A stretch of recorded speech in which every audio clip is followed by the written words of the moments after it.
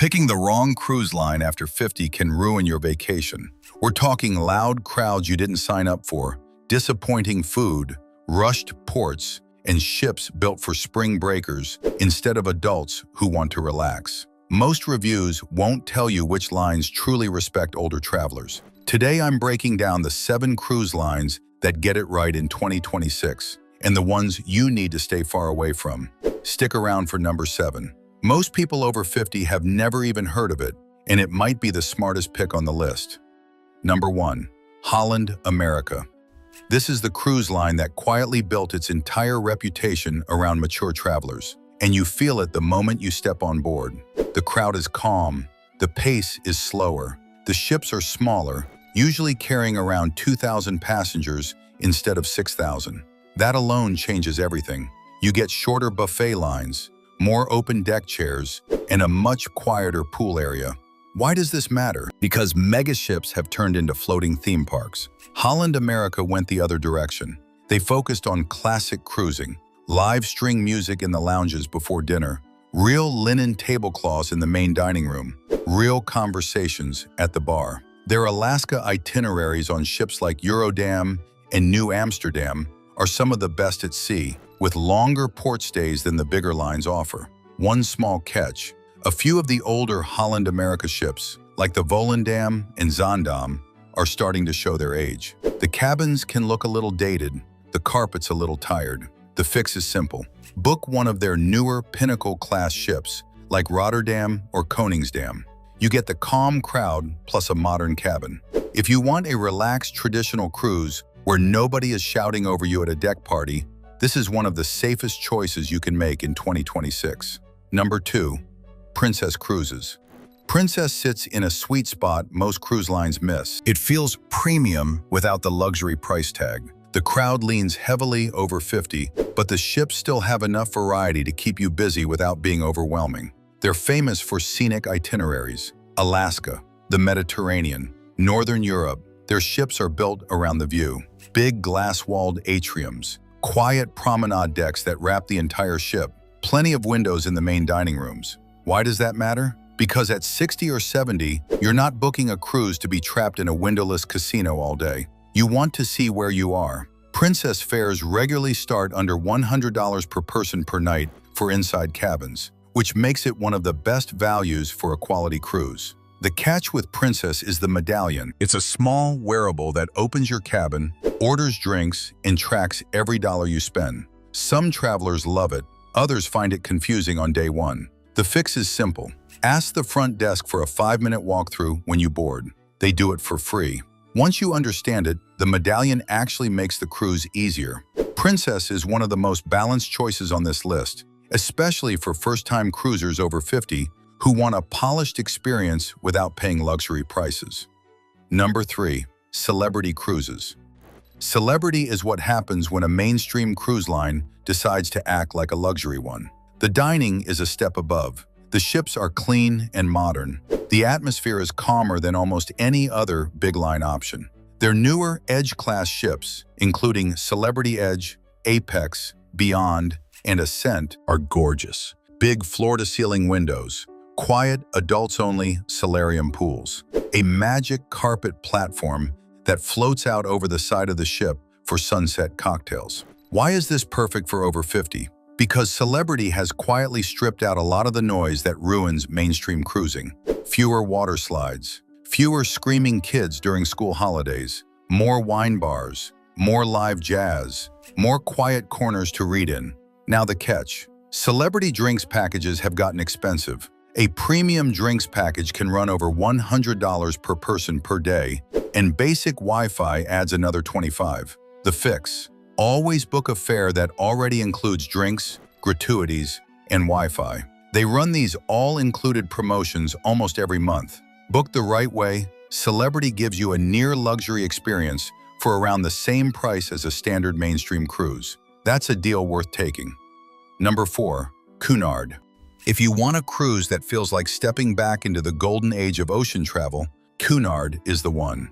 We're talking Queen Mary II, Queen Victoria, Queen Elizabeth. These are real ocean liners, not floating water parks. The hulls are reinforced for the open Atlantic. The The crowd is older, well-dressed, and almost entirely there for the experience itself, not the buffet. Cunard still does formal nights properly, 3 of them on a typical 7-day crossing. White table linens, live string quartets, ballroom dancing every evening with real ballroom dancers on staff to partner with single travelers. For travelers over 50 who remember when cruising felt elegant, this hits the spot. The big advantage: Cunard runs transatlantic crossings between New York and Southampton on the Queen Mary II. 7 full days at sea, no ports, just the ocean, the library, the planetarium, and the dining room. It's an experience nothing else on this list offers. The catch: the dress code is real. If you don't pack a jacket and proper evening clothes, you'll feel out of place at dinner. Pack accordingly and you'll have one of the most refined trips of your life. But the next pick on this list is even better if good food is what you care about most.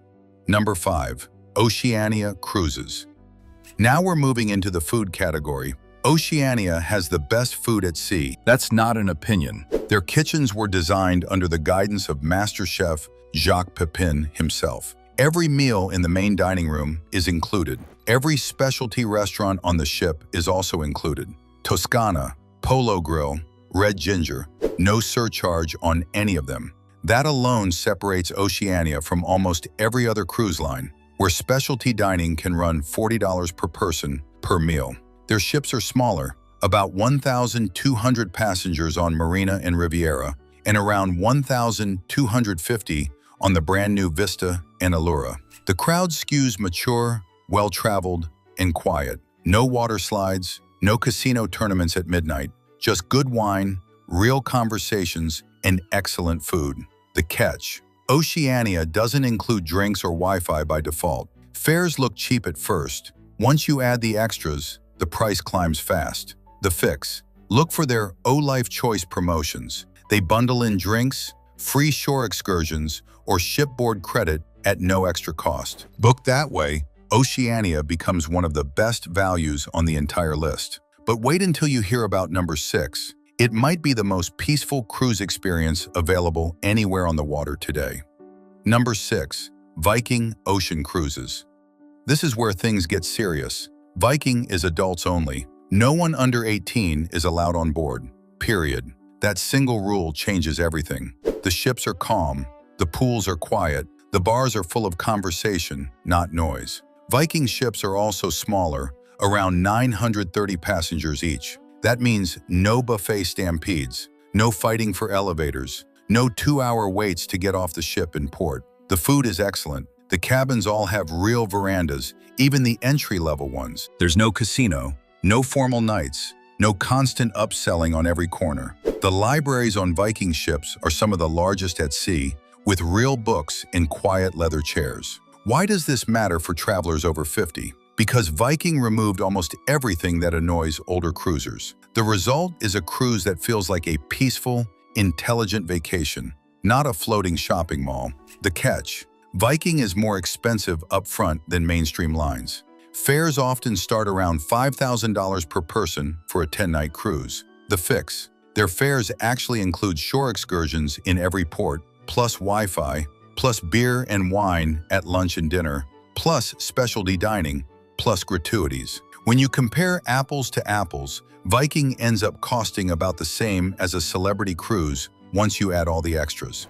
If you want adults only and you can stretch the budget, this is the gold standard.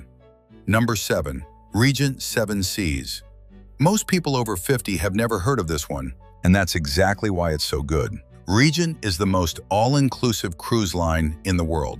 We're not exaggerating. Your fare includes all dining at every restaurant, all drinks including premium spirits, unlimited Wi-Fi, free shore excursions in every port, often 3 or 4 to choose from per stop, round-trip business class flights to your departure city on most international itineraries, a hotel stay before the cruise, gratuities, everything. There are no surprise charges at the end, none. Regent ships are tiny by cruise standards, about 700 passengers each on Seven Seas Splendor and Seven Seas Grandeur. The crew-to-guest ratio is nearly 1 to 1. They know your name by day 2.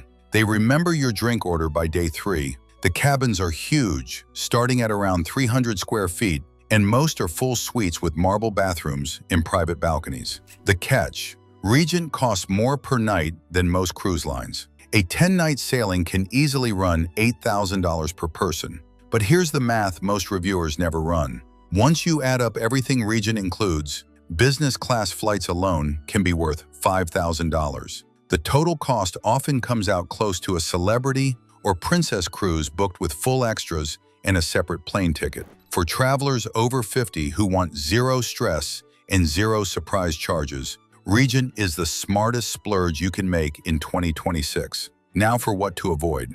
There are 3 cruise lines you should think twice about if you're over 50 and you want a relaxed trip. First, Carnival. Carnival is loud.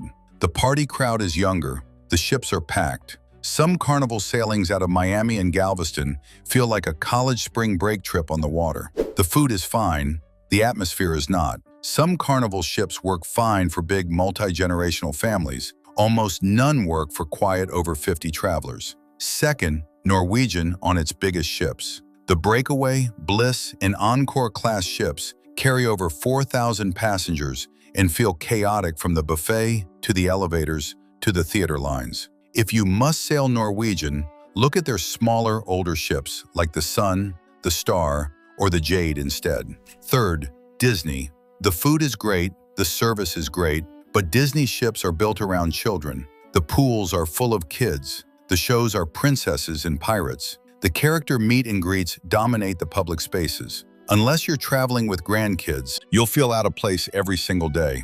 Choose a line that was actually designed with you in mind, not one that tolerates you. Before we wrap up, here are 3 quick warning signs to watch for when picking any cruise line over 50. First, check the average passenger age. The cruise lines won't tell you, but a quick search on cruise forums will. If the average is under 45, you're going to feel out of place. Second, look at the ship size. Anything over 4,000 passengers will feel chaotic at the buffet, the elevators, and the gangway in port. Stick to ships under 3,500 passengers if you can. Third, watch out for the cheapest fares. A $399 Caribbean cruise sounds like a deal, but those are usually the loudest, busiest, most upsell-heavy ships in the fleet. The cruise lines use those low fares to fill cabins and then make their money on drinks, photos, specialty dining, and the casino. A slightly higher fare on a calmer ship is almost always worth it. That's the full list. Holland America for traditional, Princess for balanced, Celebrity for modern, Cunard for elegant, Oceania for food, Viking for adults only, Regent for true, all-inclusive luxury. Pick the line that matches the trip you actually want, not the trip the marketing wants to sell you. If this list helped you cruise smarter, hit subscribe so you don't miss the next one. And drop the words "Cruise Smart" in the comments below so I know you made it to the end. Until next time, happy sails and smooth seas.